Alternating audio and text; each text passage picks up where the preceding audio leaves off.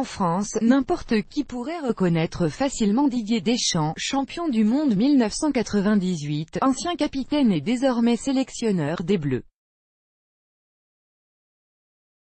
Il est une des plus grandes stars du football tricolore. Seulement voilà, en dehors de nos frontières, il n'est pas aussi célèbre que ça. En tout cas, pas au point qu'un agent de sécurité russe arrive à le reconnaître. Premier coup d'œil, c'est ce qu'il a appris bien malgré lui lundi dernier au stade Loujniki de Moscou. Alors qu'il s'apprêtait à rejoindre ses joueurs pour un dernier entraînement avant France-Danemark, notre très cher, dans tous les sens du terme.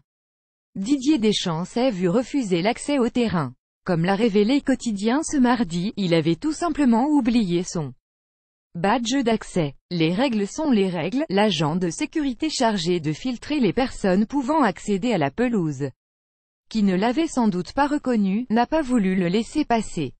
Un geste qui a visiblement beaucoup agacé le sélectionneur de l'équipe de France, comme on peut le voir sur les images obtenues par l'émission de Yann Barthès. Après avoir enfin pu accéder au stade, c'est un Didier Deschamps très bougon qui a lancé en regardant la personne qui l'a offensé: « Il est sérieux, lui?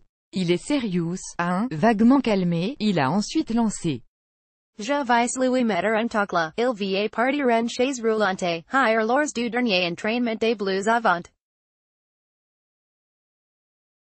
Didier Deschamps était vexé comme juges. La sécurité ne voulait pas le laisser rentrer sans son badge. Look of triumph at Thomas Upper. June 26, 2018. Une réaction plutôt vive qui montre bien tout le stress que doit vivre actuellement l'ancien champion du monde.